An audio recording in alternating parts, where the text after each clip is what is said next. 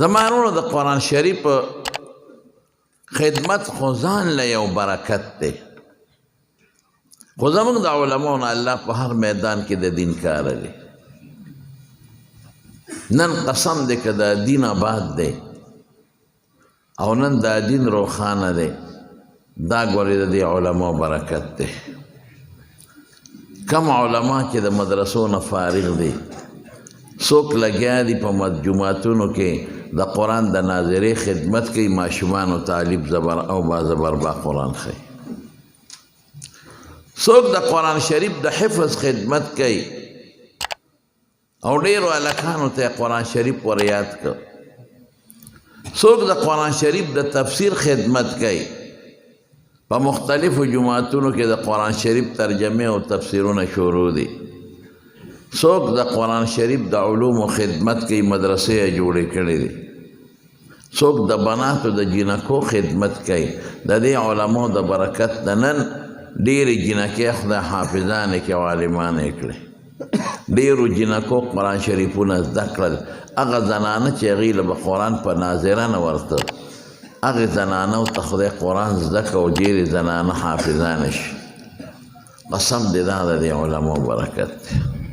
که یو عالم صرف په جومات کې امامت کوي، دا هم ګوره ډېر لوی کمال دی. یو سړی که معذور عذري کې او کور ځان لمونځ کوي، جدا خبره ده. معذور انسان خیر دی، بیمار دی یا څه بل څه وجه ده، لیکن چې معذوره نی نو تاسو ته پته ده چې ځان له 20 منځونه او د جمع یو مونځ، دا د جمع مونځ د چا د برکته دی؟ دا د دې ملا صاحب د برکته دی.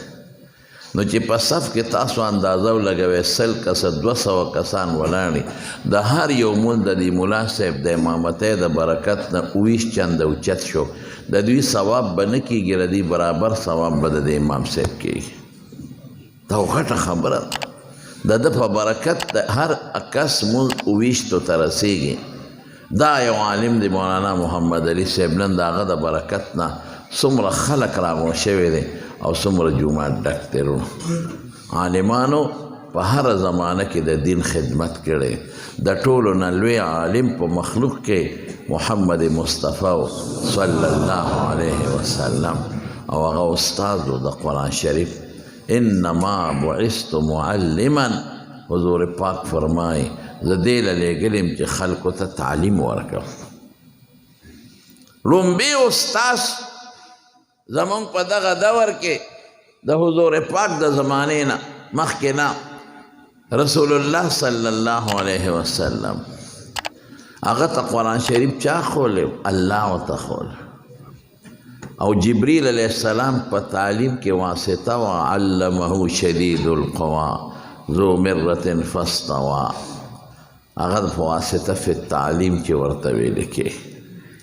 نو که څوک علم خی او معلم دی، نو دام د پیغمبر وارث دی، د پیغمبر مبارک په ځای ولاړ دی. او که څوک طالب د علم دی، نو دام د پیغمبر وارث دی، ځکه چې پیغمبر مبارک لومبی د قرآن شریف طالب و، د خدای نه زده کړی او مخلوق ته علم رسولی. نو دا ډېر لوی د سعادت خبره ده. بالعلم د قرآن چې چاله خدای ورکړي، دا ډېر لوی سعادت دی. زمارو دین چې چاته خدای وښی، قسم دی دا ډېر لوی سعادت دی او دا د خدای په نزد ډېر لوی برکت دی. خو یوه خبره زه تاسو ټولو ته کوم، تاسو دلته ناست یې، زموږ خصوص طالب علمانو ته م وایم او تاسو ټول دوستان چې څومره دي هغې ته م وایم چې که علم زده کوئ او که علم ښایئ، نیت خالص د الله د رضا کوئ، اخلاص کوئ. استادان دې دا نیت وکړي چې زه خلکو ته دین ښیم او شریعت ښیم چې زما الله راضي شي. او شاګردان دې دا نیت وکړي چې زه دا دین زده کوم او دا قرآن زده کوم څه دپاره؟ چې زما رب زما نه راضي شي.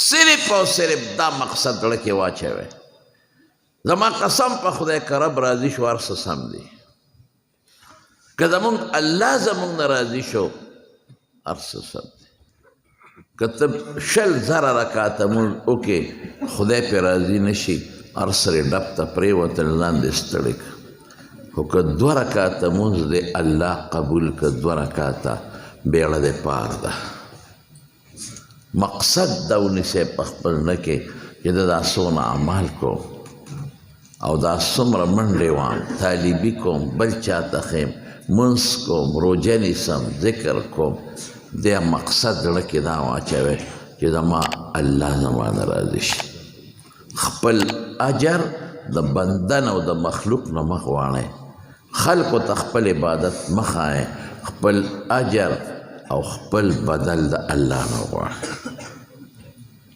ځکه د یو عام انسان نه سوال کوم نو ماله به 10 روپۍ راکړي ماله به 100 روپۍ راکړي او که د یو مالدار نه سوال کوم نو ماله به 200 300 500 راکړي او که د ډېر لوی سړي نه ډېر مالدار نه سوال کوم چې هغه سخیم دی نو ماله به ډېر شی راکړي نو د مخلوق نه سوال داسې دی لکه چې د فقیرانو مسکینانو نه یې غواړي هغه بل ته محتاج دی او د الله نه چې سوال کې الله سره هر څه شته هر شی الله سره دی او الله سخي ذات دی قسم دې هر چا لی ورکوي ګناهګار لی هم ورکوي او نیک لی هم ورکوي پیغمبر لی هم ورکوي امتي لی هم ورکوي غریب لی هم ورکوي مالدار لی هم ورکوي د خدای نه به غواړئ الله نه تمه وکړئ د مخلوق نه مه کوئ تمه مخلوق به خپله ستا تابع وي او د زړه نه وکړئ د زړه نه اخلاص د زړه نه وکړئ